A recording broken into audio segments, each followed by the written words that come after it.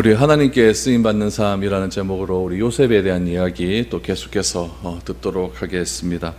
우리 프랑스의 소설가 베르나르 베르베르라고 하는 사람이 있는데 그 사람이 쓴 소설 중에서 제일 유명한 소설이 하나 있습니다. 개미라고 하는 소설이 있어요. 그 개미라고 하는 책에 보면 수수께끼가 하나 나와 있습니다. 여러분도 한번 맞춰보십시오. 성냥개비가 6개 있는데 그 6개의 성냥개비를 가지고 정삼각형 4개를 만드는 방법을 아는가? 라고 하는 겁니다. 정삼각형 4개를 만드는 법. 그리고 힌트를 하나 줍니다. 다르게 생각하면 됩니다 라고 하는 힌트를 줬죠. 여러분 어떻게 하면 정삼각형 4개를 성냥개비 6개를 가지고 맞출 수 있을까요? 여러분 모르실 것 같아서 제가 주보에 그림을 딱 그려놨습니다. 어떤 모습으로 하면 맞출 수 있냐면은 피라미드 모양으로 삼각뿔을 그렇게 만들면은 정삼각형 4개를 만들 수가 있습니다. 이해가 안 되십니까? 예, 이렇게 세우고 밑에 하면은 정삼각형으로 4개의 정삼각형이 나올 수 있게 되죠. 그러니까 평면적으로 생각하지 말고 우리 보통 보면 6개 그러면 이게 평면적으로 막 생각하지 않습니까? 평면적으로 생각하지 않고 입체적으로 생각을 하면은 답이 보일 수 있다라는 의미입니다.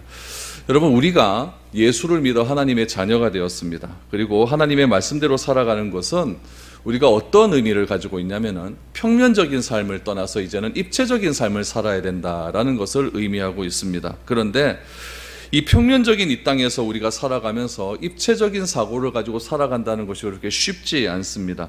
왜 안 쉽냐면은 평면적인 사고다라고 하는 것은 무슨 의미냐면 내 눈에 보이는 겁니다. 내 눈에 보이는 것. 어제도 보니까 얼마나 힘들었습니까? 그렇죠? 어제 막 문자 날라오는데 막 동로 다 난리 났다고 그러고 저쪽 난리 났다고 그러고 뭐 난리가 났다 그래요. 그래서 그런 것들도 보고 또 코로나 때문에 뭐 사는 것도 힘들고 사업도 안 되고 여러 가지 어려운 것들이 많은데 내 눈앞에 보이는 것도 힘들어 죽겠는데 그 눈앞에 보이는 이후의 세계, 평면적이라는 것은 입체적이라는 것은 그 이후의 세계를 말하죠. 눈에 보이지 않는 세계. 그것까지 우리가 신경을 쓰면서 어떻게 살아갈 수 있겠느냐라고 말을 하는 사람들이 많이 있습니다. 그러나 내가 예수를 믿었다, 내가 예수를 그리스도로 내가 믿었다라고 하는 것은 우리의 프레임이 바뀌는 겁니다. 내 삶의 기초가, 기준이 바뀐다는 거예요. 내 삶의 기준은 예전의 기준은 무엇이었냐면 평면적인 삶입니다. 다시 말하면 내 눈앞에 보이는 거예요. 그것만을 위해서 살아간다는 거죠. 그런데 내가 예수를 믿었다는 것은 내 눈앞에 보이는 것을 떠나서 눈에 보이지 않는 것도 내가 인정하며 살아간다라고 하는 사고의 전환입니다. 삶의 전환입니다. 그것이 내가 예수를 믿는다라고 하는 의미라고 할 수가 있는 것이죠. 그런 의미에서 우리가 성경을 읽을 때도 그렇게 봐야 된다는 거죠. 성경을 읽을 때도 어떤 한 인물의 삶들이 있습니다. 어떤 한 인물의 삶을 통하여 어떤 결론이 지어집니다. 그것만 바라보는 것이 아니라 그런 것들을 통해서 어떤 한 인물들의 삶을 통해서 하나님께서 무엇을 말씀하고 싶은가를 발견할 수 있어야 된다는 거예요. 그런데 우리는 흔히 보면은 그냥 이 삶의 인물들만 봐줘. 야곱도 같은 경우를 보면 쭉 인물들 봤지 않습니까? 야곱 나하고 비슷한 사람이었다. 힘든 삶을 살았다. 속이는 삶을 살았다. 괴로운 삶을 살았다. 그래서 나는 어떻게 살아야 되는가? 이걸로 끝나면 안 된다는 이야기예요. 그 야곱을 통해서 하나님께서 어떻게 역사하고 있는가? 어떻게 하나님께서 구원의 물줄기를 지금까지 이어가고 있는가? 그것을 발견할 수 있어야 된다는 이야기죠. 오늘 본문에 나오는 이 요셉이라고 하는 사람도 우리가 오해를 굉장히 많이 하는 사람이에요. 평면적인 사고로 성경을 읽을 때 가장 많이 오해하는 사람이 누구냐면 다니엘과 요셉입니다. 다니엘도 이방의 나라 가서 높은 인물이 되지 않았습니까? 요셉도 애굽이란 나라 가서 높은 인물이 되지 않았습니까? 그래서 평면적인 삶을 바라보면 하나님 나도 우리도 우리 자녀들도 다니엘처럼 되게 해주십시오. 요셉처럼 되게 해주십시오. 이렇게 하고 끝이라는 이야기예요. 성경이 그런 것 때문에 쓴 책은 아니지 않습니까? 그래서 요셉이 그렇게 어려운 고난을 겪고 현실적인 괴로움을 겪고 현실적인 삶의 어려움을 겪었다고 한다면은 그런 것들 속에서 우리가 좀 입체적으로 하나님의 시각으로 바라본다고 한다면 왜 그런 일들을 요셉에게 허락하셨을까? 요셉에게 이런 일들을 허락하심을 통해서 하나님께서 이 성경 요셉이라고 하는 사람을 통해서 우리에게 말씀하시고자 하는 것이 과연 무엇일까? 그것을 우리가 발견할 수 있어야 된다는 이야기입니다. 그냥 우리가 단순히 평면적인 사고로만 요셉을 바라보게 된다면은 어떻게 바라볼 수 있냐면은 그냥 요셉은 하나님께서 그냥 극복, 고난을 잘 이겼기 때문에 이집트라고 하는 높은 그런 강대국의 큰 총리로 만들어 주셔서 세상을 구원했다, 이렇게만 바라볼 수 있다는 이야기죠. 그러나 그 안에 담겨진 하나님의 더 깊은 뜻이 무엇인가를 우리가 조금 입체적으로 바라볼 수 있기를 소망합니다. 그래서 여러분, 오늘부터 살펴볼 요셉은 출세에 관심이 있는 사람이 아니었습니다. 하나님은 요셉을 통해서 어떻게 하면 내가 출세할 수 있는가, 그것을 말씀하는 것도 아닙니다. 요셉을 통해서 애굽을 하나님이 다스리는 나라를 만들었는가, 그거에 대해서도 말씀하고 있지는 않습니다. 요셉이 여러분 애굽의 총리가 되었다고 해서 거대한 바로의 애굽의 총리가 되었다고 해도 요셉은 어떤 사람이었냐면은 그 나라의 바로라고 하는 힘 앞에서 보잘것없는 이방인밖에 되지 않았습니다. 이스라엘이 고센 땅에서 큰 민족을 거두는 그런 어마어마한 그런 민족이 되었다 할지라도 바로의 척치 앞에서 그렇게 신음하며 하나님 앞에 부르짖는 그런 나그네밖에 되지 않았다는 이야기입니다. 그래서 오늘 본문 말씀을 통하여서 우리가 쭉 요셉에 대한 이야기를 또 살펴볼 건데, 우리 요셉에 대한 잘못된 오해를 여러분들과 한번 생각을 해보았으면 좋겠습니다. 그래서 요셉에 대한 이야기를 다시 한번 읽어보고 하나님의 주권과 하나님의 언약이라는 관점에서 우리가 요셉을 다시 한번 풀어볼 수 있는 그런 시간들이 되었으면 좋겠습니다. 우리 요셉에 대한 이야기를 알기 위해서는 우리 지난주에 봤던 야곱에 대한 이야기를 조금 다시 한번 생각을 해봐야 됩니다. 야곱이 베들레헴 에브라시라고 하는 동네를 지날 때에 어떤 일이 있었냐면은 라헬이, 야곱의 제일 사랑하는 아내 라헬이 베냐민을 낳다가 죽었습니다. 그리고 르우벤이 야곱의 첩이었던 비라를 강간하는 그런 사건이 나오게 되었습니다. 그리고 여러분, 오늘 성경 말씀을 이렇게 보시면은 35장을 다시 한번 보시면은 35장 23절부터 보시면 야곱의 아들은 12이라 라고 말하면서 야곱의 12아들의 이름이 아주 간단하게 소개를 하고 있습니다. 그렇죠? 그렇게 간단하게 소개하고 36장을 보십시오. 36장을 보면은 무려 43절입니다. 43절에 걸쳐서 누구에 대한 족보가 나오냐면 에서에 대한 족보가 나오고 있습니다. 여러분, 야곱의 족보, 야곱의 12아들은 정말 간단합니다. 야곱의 아들은 이러하니라, 12명의 아들 간단하게 소개합니다. 근데 36장의 에서의 족보는요, 어떻게 소개합니까? 장황하게 소개를 하고 있다는 이야기예요. 무엇을 느낍니까? 어떤 것을 느낍니까? 하나님께 선택받은 사람은 누구예요? 야곱이에요. 선택받지 못한 사람은 누굽니까? 에서예요. 그럼 우리의 시각으로 봤을 때는 누가 더 장황하게 나와야 됩니까? 야곱이 장황하게 나와야 되죠. 누가 조금 나와야 돼요? 에서가 조금 나와야 돼요. 그런데 야곱의 아들들에 대한 설명은 이름밖에 안 나옵니다. 성경을 자세히 한번 보십시오. 야곱의 아들에 대한 구체적인 설명이 나오는 게 있는가? 잘 없습니다. 그런데 36장에 하나님께 선택도 받지 못했던 에서의 족보는요, 여러분, 무려 43절입니다. 무려 43절. 장황하게 걸쳐서 에서의 족보가 쫙 기록되어 있다는 이야기죠. 야곱은요, 굴곡 많은 인생을 살았던 반면에 에서는요, 굉장히 평탄한 삶을 살아왔습니다. 야곱은 속이는 자의 삶을 살았지 않았습니까? 그러나 에서는 남성다운 리더십을 가진 사람으로 어떤 나라를 설립하게 되냐면은 에돔이라고 하는 나라를 설립하게 됩니다. 야곱은 4명의 아내에게서 12명의 아들을 낳았고 1명의 딸을 낳았으면서 이름에 대한 묘사는 아무것도 없는 반면에 에서의 족보는 36장 1절에서 8절까지의 내용을 보시면은 에서의 아내는 3명의 아내가 있습니다. 3명의 아내가 있고 이 3명의 아내를 통해서 5명의 아들을 낳게 됩니다. 5명의 아들을 낳아서 그 5명의 아들이 어떻게 되어 있는가를 오늘 창세기 36장에서 장황하게 설명을 하는 거예요. 그래서 이 5명의 아들들이 어디를 가서 살았느냐? 세일 땅, 세일산에서 살았다라고 말을 합니다. 이스라엘이 이렇게 했으면 이스라엘 남부 지역을 뭐라고 이야기하냐면은 광야 지역이에요. 그래서 남부라고 이렇게 나와 있습니다. 그 오른편에 보면은 세일 산악지대가 있어요. 그 산악지대가 있어요. 그래서 세일산의 중심으로 그 산악지대가 에돔이라고 하는 나라입니다. 에돔이라고 하는 나라가 있고 그 에돔이라고 하는 나라 위에 암몬이 있고 그 나라 위에 모압이 있습니다. 그래서 이 에돔이라고 하는 나라의 창설자가 누구냐면은 이 에서 족보라는 이야기죠. 에서의 후예들입니다. 그래서 이 5명의 아들들이 세일 땅으로 이주를 해서 동부 산악지대를 완전히 점령을 해버리죠. 그래서 에서의 후손들은 족장이 됩니다. 또 그래서 왕이 되어서 엄청난 왕족으로서의 세력의 가문을 엄청나게 일으킨 가문이 바로 이 에서의 삶이었다는 거죠. 그렇다면 여러분, 성경은 왜 이렇게 에서의 족보를 화려하게 기록해 놓았을까요? 생각을 해보죠. 평면적으로 봅니다. 3차원적으로 보는 거예요. 오늘날 우리가 살아가는 세상의 시각으로 보는 겁니다. 누가 성공했습니까? 야곱입니까? 에서입니까? 에서가 성공해요. 여러분들은 야곱 같은 삶을 살고 싶습니까? 에서 같은 삶을 살고 싶습니까? 여러분들이 사위를 얻는다면 야곱 구하겠습니까? 에서 구하겠습니까? 맨날 속이고 속여갖고 사기치는 그런 사위 구하겠습니까? 아니면 왕족 사위 구하겠습니까?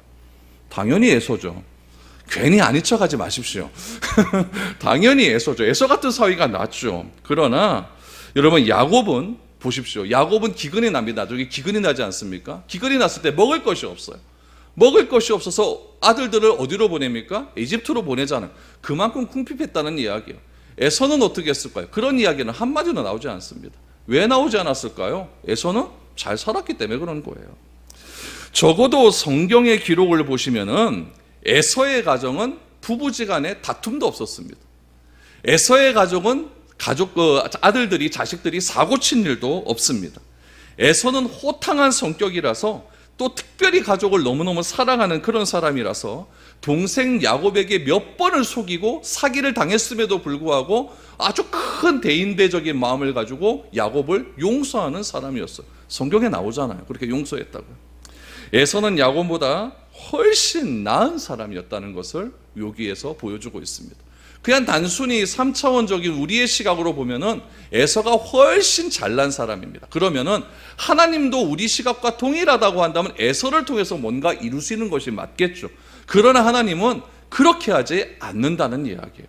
그렇게 하지 않는다는 이야기를 누구를 통해서 말하고 싶은가 하냐면은 요셉을 통해서 말하고 싶은 거예요. 그러면서 36장 1절, 오늘 37장 1절을 이렇게 소개하고 있습니다. 1절에 대한 이야기를 이렇게 이야기하죠.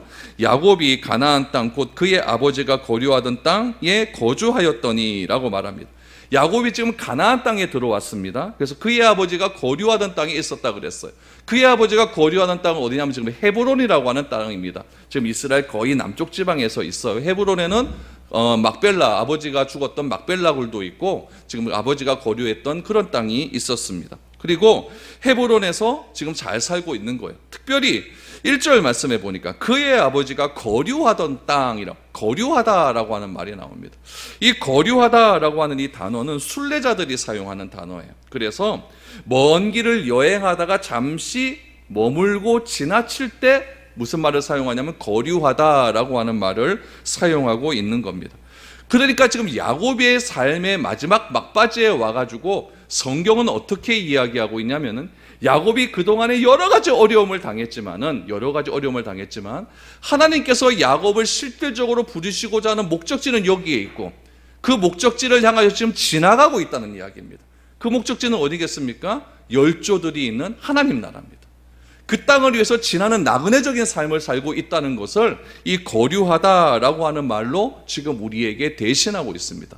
야곱은 그렇게 거류하며 삶을 살아갑니다. 그러면서 갑자기 2절 말씀해 보니까 요셉이 17세의 소년으로서 그의 형들과 함께 양을 칠 때에 그의 아버지의 아내들 비라와 실바의 아들들과 더불어 함께 있었더니 그가 그들의 잘못을 아버지에게 말하더라라고 말을 합니다. 그런데 2절 첫 번째 시작할 때 보면 야곱의 족보는 이러하니라 라고 말을 하면서 무엇이 나옵니까? 요셉이 17세에 라고 말을 합니다. 이것은 굉장히 이스라엘 문화 중에 독특한 이야기예요. 야곱의 족보는 이러하니라 라고 말을 하면서 야곱에 대한 이야기를 하고 싶은 것이 아니라 누구에 대한 이야기를 하는 겁니까? 요셉에 대한 이야기를 하는 거예요. 창세기 36장 1절 말씀에 보면은 에서 곧 에돔의 족보는 이러하니라 라고 말을 하면서 에서에 대한 이야기가 나오는 것이 아니라 에서의 자녀에 대한 이야기가 나온다는, 이게 이스라엘 족보의 굉장히 큰 관용어적 용법이라는 것, 특징이라는 이야기예요. 그래서 37장은 이제는 야곱 이야기가 아니라 누구의 이야기입니까? 요셉에 대한 이야기라는 거예요. 요셉의 이야기를 통하여서 하나님께서 야곱과 에서의 집안을 지금 어떻게 지금 비교해 나가는 것을 지금 하나씩 하나씩 설명해 가고 싶어 하는 겁니다. 우리의 시각으로 봤을 때는 에서가 훨씬 더 잘 된 것 같이 보이지만은 궁극적으로 하나님의 목표는 에서 집안에 있는 것이 아니라 누구 집안에 있습니까? 야곱 집안에 있다는 거예요. 그 야곱 집안에 있는 야곱의 그런 가문을 어떻게 하나님께서 더 화려하고 하나님의 구원에 이르게 할 수 있도록 설명하기 위해서 누구를 끄집어내는 겁니까? 요셉을 끄집어내는 거예요. 그래서 야곱의 족보는 이러하니라 라고 말한 뒤에 나오는 이야기가 뭐냐면은 요셉이 17살 때 있었던 이야기를 지금 끄집어내고 있는 겁니다. 그럼 요셉은 17살 때 어떤 일이 있었을까요? 가만히 보시면은 형들과 함께 양을 칩니다. 형들과 함께 양을 치는데 누구의 어떤 형들과 함께 양을 치는지가 설명되어 있습니다. 2절에 보니까 그의 아버지의 아내들 비라와 실바의 아들들과 더불어 함께 있었다라고 말을 하고 있습니다. 요셉의 형들과 함께 양을 치는데 누구와 함께 지내냐면은 비라와 실바의 아들들과 함께 양을 친다는 거예요. 그러면 요셉은 왜 레아의 아들인 6명의 형들과는 함께 양을 치지 않았을까요? 그 이유를 우리가 좀 살펴보아야 되겠죠. 여러분, 르우벤, 시므온, 레위, 유다, 이사갈, 이런 사람들은 솔직히 보면 어떤 자식이었냐면 정실의 아들입니다. 그렇죠? 레아, 라헬은 정실 아닙니까? 그리고 비라, 실바는 첩아니에요. 그러니까 야곱의 정실은 레아하고 라헬이었어요. 근데 라헬은 죽었잖아요. 그러면 레아와 라헬이 같이 있었을 때 주도권은 누구에게 있었다고 했습니까? 라헬이 다 가지고 있었어요. 막강한 세력을 가지고 있었다는 이야기죠. 그러면 이 라헬의 이 막강한 세력을 제일 안 이롭게 봤던 사람들은 누구였을까요? 레아였을 겁니다. 레아와 그의 자녀들이었어요. 그러니까 이 레아의 자녀들은 기분 나쁜 게 있어요. 누구에게 기분 나쁘냐면은 자기 이모에게 기분 나쁜 거예요. 작은 엄마도 되고 이모도 된다, 그렇죠? 그 라헬에게 기분 나쁜 거죠. 라헬에게 기분 나쁘니까 누구도 미워요? 자식도 미운 겁니다. 그러니까 이게 분위기가 이렇게 돌아가는 거예요. 레아의 6명의 형들이 요셉을 미워한 거예요. 요셉이 나올 때부터 미운 거죠. 누가 미우니까? 자기 큰엄마, 작은엄마가 미우니까, 이모가 미우니까 자식들도 미워진 거죠. 그런 시선들이 계속 요셉에게 갑니다. 그러니까 요셉이 또 사람이니까 형들이 자기 미워하는 걸 모르겠습니까? 그러니까 누구하고 있는 거예요? 비라와 실바의 자식들과 늘 언제나 같이 있는 겁니다. 늘 언제나 같이 있는 겁니다. 그래서 오늘 본문의 말씀에 보니까 비라와 실바의 자녀들과 더불어 함께 있었다라고 성경은 이야기하고 있습니다. 3절을 보십시오. 요셉은 노년에 얻은 아들들이므로 이스라엘의 여러 아들들보다 그를 더 사랑함으로 그를 위하여 채색옷을 지었더니, 야곱의 일생을 쭉 여러분들 계산해보고 야곱의 나이를 계산해보면은 야곱이 요셉을 낳았을 때 나이가 몇 살 때 낳았냐면 91에 낳았습니다. 91살. 야, 그거 대단한 나이입니다. 그렇죠? 91살에 늦둥이를 하나 딱 난 거예요. 얼마나 이쁠까요? 그때부터 야곱이 요셉에 대한 편애가 시작이 됩니다. 편애의 절정은 무엇이냐면은 오늘 3절에 나온 채색옷입니다.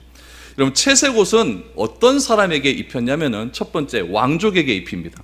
그다음 두 번째 귀족에게 입힙니다. 세 번째가 중요해요. 세 번째는 누구한테 입히냐면은 자기 가문 중에서 나의 상속자라고 생각되는 사람에게 채색옷을 입힙니다. 그럼 왜 그러느냐? 채색옷의 옷깃이 어디까지 내려오냐면 이까지 내려옵니다. 손등까지 내려와요. 이 발목에는 어디까지 내려오냐면 발등까지 내려옵니다. 그러니까 질질 끌면서 다니는 옷이에요. 그러니까 여러분들 이 채색옷을 입은 사람들은 어떤 사람들이냐면 밖에 잘 안 나가는 사람들이에요. 사무실에서 일하는 사람들이에요. 그리고 왕족들이에요. 왕족들이 밖에 나가서 일할 게 뭐가 있습니까? 그런 채색옷을 입고 지금 요셉이 어디를 간 겁니까? 비라와 실바의 형제들과 함께 양을 치고 있어요. 그럼 요셉은 양을 칠까요? 안 칠까요? 안 칩니다. 옷 자체가 걸그적스럽게 돼 양을 못 쳐요. 그러면 요셉은 동생임에도 불구하고 형들이 양을 치는 것을 뭐 하는 사람일까요? 감독하는 사람이에요. 감독하는 사람이라는 것을 눈에 딱 보면은 자기 부하 직원이 하는 일들은 다 마음에 안 듭니다.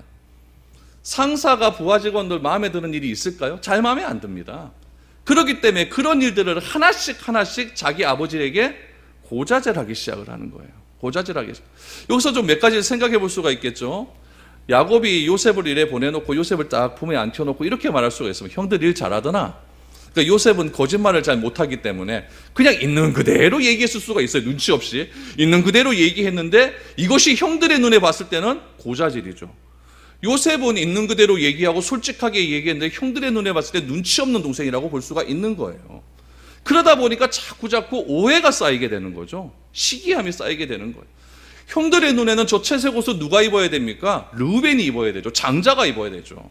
장자가 아버지의 유산을 상속받아서 그 가문을 이끌어 가야 되는 거죠. 근데 아버지 야곱은 누구에게 채색 옷을 입힙니까? 요셉에게 채색 옷을 입히니까 이 레아의 자식들 6명은 똘똘 뭉쳐버리는 거예요. 이 세자가 누가 되냐? 세자 싸움 아닙니까?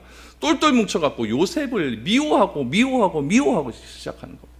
그러니까 형들 사이에서 요셉은 이렇게 밉상이었습니다. 편애 때문에 밉상이었고, 또 자기가 하는 그런 모든 행동 때문에 밉상이었고, 또 그런 모든 일들이 누구의 죽음으로 인하여서 일어난 일입니까? 라헬의 죽음으로 일어난 일이었다라는 이야기죠. 그러면 사람의 편애는요, 어떤 일들을 일어나게 되냐면은 다른 사람을 죽여버리는 일이 일어납니다. 누군가 한 사람만 계속하게 사랑하게 해버리면은 다른 사람이 상처를 받아요. 안 그래요? 여러분 자식들도 그렇지 않습니까? 교회도 그렇지 않습니까? 한 사람만 계속 친하게 지내게 버리면은 그 다른 그 사람하고 관계를 맺지 못하는 사람은 늘 언제나 마음이 아프고 뭔가 좀 찝찝하고 그런 마음이 있다는 이야기. 이게 사람의 편애예요. 이 야곱 집안에는 이 편애가 완전히 대를 이어가는 그런 편애의 집안 아닙니까? 아브라함도 누구를 편애했습니까? 이삭을 편애하지 않아요. 이삭 때문에 상처받은 사람 누가 있었죠? 이스마엘. 야곱은 누구를 편애합니까? 에서를 편애하잖아요. 에서를 편애했기 때문에 항상 에서에 뒤처있던 사람은 누구였습니까? 야곱.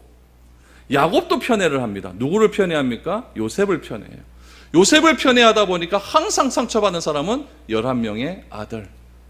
이런 갈등들이 지금 요셉을 주위에 둘러싼 야곱의 집안에서 이렇게 갈등들이 일어나기 시작을 했다는 이야기예요. 그래서 4절에 보니까 그런 모든 갈등을 이렇게 결론을 짓습니다.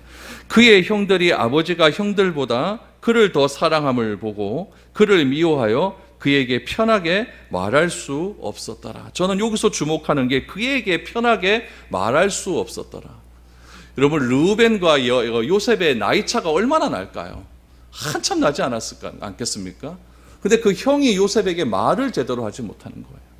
왜요? 말 잘못했다가 아버지께 그러면 또 내가 또 잘못 보이는 그런 상황이 되니까. 또 르우벤은 찍히지 않았습니까? 야곱한테. 찍히는 또 죄를 많이 지었기 때문에 또 이런 상황이 벌어지게 되었다는 이야기죠. 형제들 처지에서 요셉을 미워하는 것은 너무 당연한 일입니다. 죽은 라헬 때문에도 미웠고, 아버지에게 형들의 실수를 고자질하는 것도 싫었고, 채색옷 때문에 싫었고, 또 아버지가 요셉을 더 사랑하는 것을 보고 미워하지 않을 수가 없었던 사람이 요셉이었다는 이야기입니다. 요셉으로서는 다른 형제들에게 왕따 당하기 딱 좋은 환경에 되어 있었다는 이야기죠. 그런데 이런 상황 속에서 요셉이 꿈을 꿉니다. 오늘 5절에서 11절까지 말씀해 보면 두 가지의 꿈을 꾸는데 첫 번째 꿈을 보십시오. 5절에서 8절입니다. 요셉이 꿈을 꾸고 자기 형들에게 말하며 그들이 그를 더욱 미워하였더라. 요셉이 그들에게 이르되 청하건대 내가 꾼 꿈을 들으시오. 우리가 밭에다 곡식 단을 묶더니 그 네 단은 일어서고 당신들의 단은 네 단을 둘러서서 절하더이다. 그의 형들이 그에게 이르되 내가 참으로 우리의 왕이 되겠느냐, 참으로 우리를 다스리게 되었느냐 하고 그의 꿈과 그의 말로 말미암아 그를 더욱 미워하더니 라고 말합니다. 꿈의 내용이 이런 거죠. 네 단은 가만히 앉아있는데 형들의 단이 요셉의 단을 둘러서서 절했다라고 하는 아주 간단한 꿈이었습니다. 8절 말씀해 보니까 이렇게 이야기합니다. 그의 꿈과 그의 말로 말미암아 그를 더욱 미워하더니 라고 말합니다. 미워했습니다. 미워했는데 그 꿈 때문에 더욱 더 미워했다라고 성경은 말합니다. 또 한 가지의 꿈을 꾸죠. 9절에서 11절입니다. 요셉이 다시 꿈을 꾸고 그의 형들에게 말하여 이르되 내가 또 꿈을 꾼즉 해와 달과 11별이 내게 절하더이다 하니라. 그가 그의 꿈을 아버지와 형들에게 말하며 아버지가 그를 꾸짖고 그에게 이르되 내가 꾼 꿈이 무엇이냐, 나와 내 어머니와 내 형들이 참으로 가서 땅에 엎드려 내게 절하겠느냐. 그의 형들은 시기하되 그의 아버지는 그 말을 간직해 두었더라. 11절을 보십시오. 두 번째 꾼 꿈을 보아서도 결론이 무엇이냐면 그의 형들은 뭐 했다? 시기했다라고 말합니다. 미워하고 시기함이 더욱 일어나게 된 것입니다. 여러분, 단이 11단이 자기에게 절을 합니다. 또 해와 달과 11별이 자신에게 절을 했습니다. 요셉이 2번의 꿈을 꾸었는데 요셉의 생각에는 이 꿈의 내용이 어떤 의미가 있었을 것이라고 생각을 했을까요? 이 꿈의 내용에 어떤 의미를 두었다고 한다면 요셉은 여러분 절대로 이야기하지 않았을 거예요. 요셉이 등신입니까? 형들이 나 미워하는 거 뻔히 아는데 이런 이야기를 하게요. 11개의 단이 자신에게 절하고 하늘의 해와 달과 11개의 별이 자신에게 절을 했다는 꿈은요, 요셉에게 있어서는 기분이 좋았을까요? 안 좋았을까요? 이건 되게 좋은 거예요. 되게 좋은 거예요. 마음속에는 형들이 자기를 계속 미워하고 시기하고 막 질투하는 마음들이 많으니까 형들이 왜 저럴까 이런 마음들이 굉장히 많이 있었지 않겠습니까? 그러나 형들 생각에는 무엇이냐면은 이렇게 생각할 수가 있었죠. 여러분, 꿈은 어떨 때 꿈을 꿉니까? 저도 한 번은 이런 꿈을 꾼 적이 있어요. 우리 교회 좀 사람 좀 많이 왔으면 좋겠다. 사람 좀 많이 왔으면 좋겠다. 빨리 우리 교회도 한 300명, 400명 이래 찼으면 좋겠다. 이런 생각을 지독하게 많이 한 적이 있었거든요. 그랬더니 한 얼마 되지 않아 그런 꿈을 한번 꿨습니다. 어떤 꿈을 꿨냐면 내가 주일날 8시 조금 넘으면 교회 오는데 줄이 쫙 서 있는 거예요. 뭐예요? 그랬더니 교회 예배 드리러 왔대요. 이 양반들이 정신 나갔나? 그래서 저는 내 방 들어와서 뭐 할 일 했어요. 그런데 그 꿈의 결론이 무엇이냐면은 11시가 되니까요, 못 들어오는 사람이 천지입니다. 그래갖고 의자를 여기다 쫙 놨거든요. 저 부엌에 있는 의자를 다 놨고도 못 앉아갖고 결국에는 예배당에 못 들어오는 사람이 나가면서 뭐라고 얘기했냐면은 새벽 5시에 와야겠다. 이렇게 하고 나가는 거예요. 내가 이런 꿈을 왜 꿀까요? 이런 생각을 자꾸 하니까 이런 꿈을 꾸는 거예요. 요셉이 이런 꿈을 왜 꿨을까요? 그냥 우리 인간적인 평면적인 생각으로 보면은 요셉도 형들을 누르고 싶은 거예요. 안 그렇겠습니까? 요셉도 형들한테 뭔가 본때를 좀 보여주고 싶은 거죠. 그런데 힘으로도 안 되고 아무것도 안 되니까 그냥 그렇게 생각으로만 가득 차고 있었던 거죠. 그런데 중요한 것은 무엇이냐면은 이 요셉이 꾼 꿈은 무의식 중에 일어난 내면의 표현이 아니라 무엇이었을까요? 하나님의 계시였음을 우리가 알아야 됩니다. 그런데 요셉의 꿈에 대한 계시가 굉장히 애매모호합니다. 여러분, 구약 성경 특별히 창세기에 보시면 꿈에 대한 이야기가 굉장히 많이 나와요. 특별히 아브라함은 하나님이 꿈에서 계시를 얼마나 많이 해주십니까? 근데 꿈으로만 계시하십니까? 아니에요. 특별히 하나님께서 아브라함의 꿈으로 계시하고 난 다음에 애프터 서비스를 다 해줘요. 해몽을 다 해줘요. 내가 너에게 말했다 해주고, 또 특별히 하나님께서 그 계시의 해몽을 해줄 때는 또 하나님의 사자를 보내든지 성령의 감동함을 주어서 그 꿈의 내용을 분명하게 해주십니다. 분명하게 해주세요. 그럼에도 불구하고 아브라함은 못 믿잖아요. 야곱은 어떻습니까? 야곱은 아브라함보다 꿈 더 꾸죠, 그렇죠? 껐다가면 꿉니다. 꿈에서 막 하늘에서 막 사다리 오르락내리락 내리는 꿈을 보고, 막 어떨 때는 막 하나님의 사자하고 씨름까지 않습니까? 그러면서 하나님께서 아브라함과 야곱에게는 꿈을 주시고 그 꿈에 대한 해석까지도 정확하게 해주십니다. 근데 요셉이 이 꿈을 꿨어요. 이 꿈을 꾼 꿈의 내용만 있지 해몽은 있습니까? 없습니까? 없어요. 이게 문제라는 거죠. 이게 문제는. 만약에 우리가 평면적으로 본다면은 요셉이 꾼 꿈은 요셉이 그냥 그동안에 그냥 생각해 왔던 것이 꿈속에서 나타난 것이에요. 그런데 하나님의 입장에서 보면은 이것은 절대 그러한 것이 아니라는 이야기죠. 여러분, 만약에 요셉이 이런 생각만 계속해서 결국에는 아버지도 어머니도 자기 형제들도 다 자기에게 절을 했다라고 생각을 하면은 이거는 요셉의 야망에 불과한 꿈이었습니다. 그래서 빨리 복권 사야겠죠. 뭘 해야겠죠. 중요한 것은 요셉이 꾼 꿈은 요셉의 꿈이 아니라 누구의 꿈? 하나님의 꿈이었다는 것이 중요하다는 이야기예요. 그리고 하나님의 꿈은 왕따를 당하던 요셉을 형제들 위에 뛰어나게 하겠다, 이런 내용이 아니라는 이야기예요. 이 꿈은 요셉의 형제들에 관한 또 야곱에 관한 이야기가 아니라는 이야기입니다. 여기서 대조되는 것을 누가 보여야 되냐면은 야곱의 족보와 에서의 족보를 봐야 된다는 이야기. 여기서 에서의 족보를 봐야 된다는 이야기예요. 초라해 보이는 야곱의 족보와는 대조적으로 에서의 족보는 멋지다 못해 화려합니다. 하나님을 섬기지 않았던 에서가 큰 나라를 이루고 하나님을 섬기던 약속의 자녀인 야곱은 정말 초라해 보입니다. 가정사 하나도 제대로 하지 못하는 그런 야곱의 삶이 보여집니다. 그때 하나님께서 하나님의 꿈과 계획을 누구를 통해 알려주시는 겁니까? 요셉을 통해서 멋지게 알려주십니다. 우리는 그동안 이 꿈을 통해서 하나님께서 요셉을 크게 많이 만드셨다고 많이 들어왔습니다. 그러나 그렇게만 평면적으로 성경을 읽지는 말자는 이야기죠. 하나님께서 아브라함과 언약을 맺으십니다. 그리고 가나안 땅을 너의 자손들에게 주겠다라고 약속을 했어요. 그때 아브라함은 가나안을 아브라함의 자손에게 주시겠다고 하는 그 약속의 표적을 좀 보여주십시오 라고 그렇게 이야기를 합니다. 그때 하나님께서 아브라함에게 이렇게 말씀을 하시죠. 해몽을 해주시는 거예요.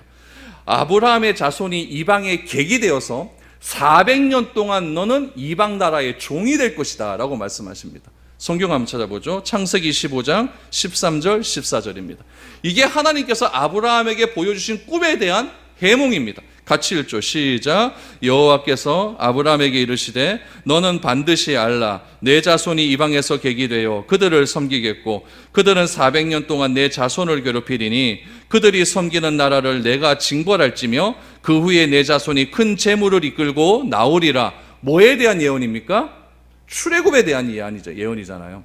여러분 말이 400년이지 400년이 얼마나 긴 세월입니까? 그런데 이 창세기 15장 13절 14절의 관점으로 본다면 요셉의 형들이 요셉에게 절을 할 것이라고 하는 꿈은 요셉의 성공이 아니라 하나님께서 요셉을 통해서 그들을 어디로 끌고 갈 것이다? 애굽으로 끌고 갈 것이라는 의미라는 것을 우리는 알게 됩니다. 요셉의 형제들, 부모들이 요셉에게 절을 하리라고 하는 것은 요셉이 다른 형제들에 비해서 출세를 한다는 것이 아니라 요셉을 통해서 야곱의 자손들이 이방의 객이 되도록 인도하실 것이고 아브라함에게 약속하신 그 약속을 반드시 성취하실 것이다 라고 하는 그런 내용이 담겨져 있는 겁니다. 성경은 애굽의 총리가 된 요셉을 성공했다고 말하지 않습니다. 무엇이라고 말을 하냐면은 구속을 위한 하나님의 섭리였다라고 그렇게 이야기를 합니다. 하나님이 요셉에 풀고 있는 한을 풀어주신 것이 아니라 하나님이 꿈을 통해 하나님의 꿈을 요셉을 통해서 이루어가고 있다라는 것을 우리에게 보여주는 겁니다. 요셉의 생애가 의미가 있는 것은 무엇이냐? 그가 총리가 되었기 때문에 의미가 있는 것이 아니라 요셉이 하나님의 사역에 쓰임을 받았다는 것이 의미가 있는 겁니다. 그런데 우리는 늘 요셉 이야기를 하면서 요셉이 총리가 되었다는 사실을 통해 성공과 출세에 대한 이야기로 그렇게 자꾸 이야기를 합니다. 요셉의 형제들은 요셉의 꿈을 하나님의 섭리와 계획으로 보는 것이 아니라 개인적인 출세와 성공으로 보았기 때문에 나를 짓누른 것으로 보았기 때문에 8절에서 나온 대로 요셉을 그 꿈으로 말미암아 미워하게 되었고 11절에 나온 것처럼 그를 시기하게 되었다라고 성경은 말하고 있습니다. 그러므로 요셉의 꿈은 하나님의 자녀들이 세상에서 에서의 자녀들보다 부족하고 화려하게 보이진 않는다 할지라도 우리를 향한 하나님의 원대한 계획은 누구를 통해 이루어진다? 하나님의 택하신 그 자녀를 통해 이루어진다는 것을 그렇게 보여주고 있는 겁니다. 우리의 시각으로는 창세기 36장이 너무나 멋있어 보입니다. 하나님 우리 자손들도 이런 사람이 많이 나오게 해주십시오.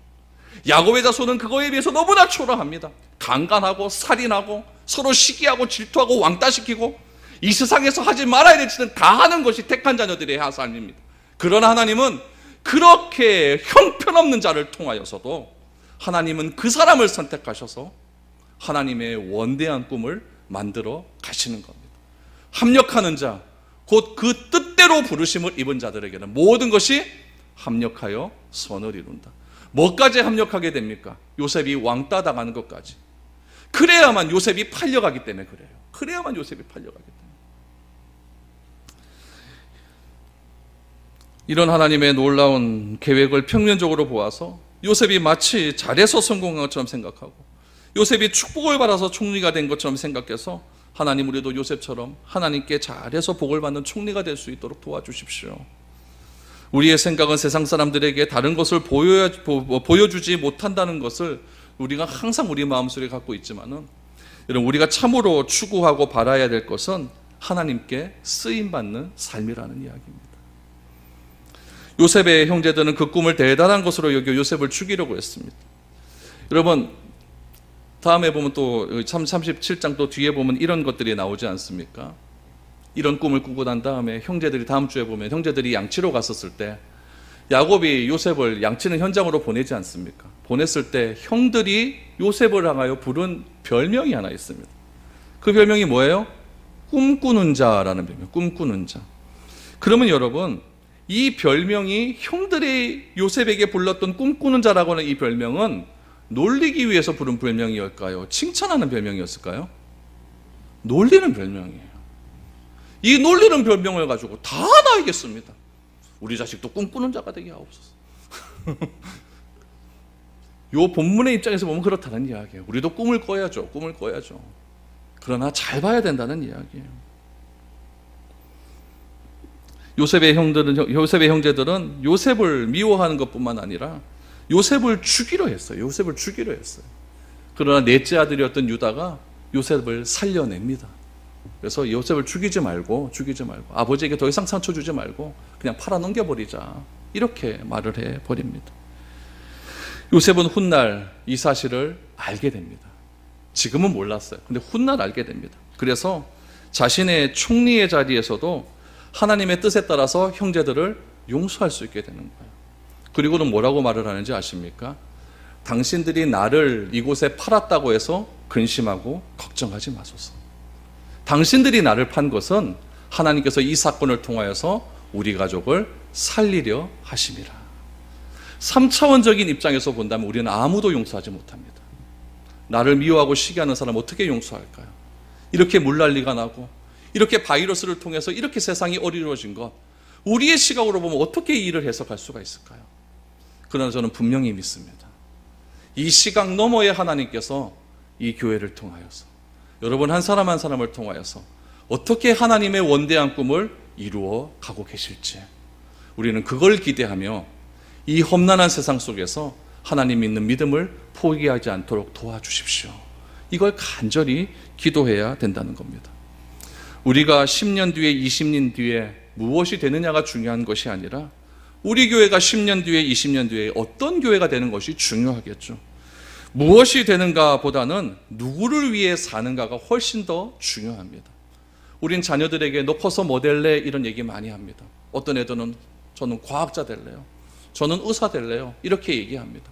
그러나 그런 것보다는 너는 커서 누구를 위해 쓰임받는 존재가 될래? 이것이 훨씬 더 성경적인 이야기입니다.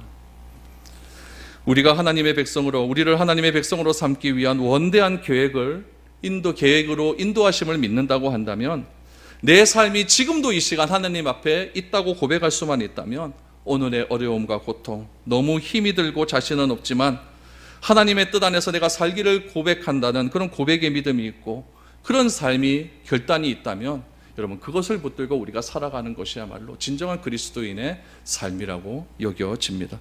저는 요셉의 꿈을 보면서 꿈꾸는 자는 요셉이 아니라 하나님이라고 확실하게 믿게 되었습니다. 그 하나님의 꿈을 믿기에 우리는 어떠한 경우도 좌절하거나 절망하지 않을 수 있습니다. 여러분, 우리의 삶이 하나님의 꿈에 쓰시기에 편리한 사람이 될 수 있도록 오늘 하루를 열심히 살아갈 수 있는 저와 여러분 될 수 있기를 축복합니다. 그래서 내 평생 사는 동안 우리 하나님의 이름 높이며 하나님을 거절하지 않고 끝까지 주님 붙들고 살아갈 수 있는 저와 여러분 될 수 있기를 축복드립니다.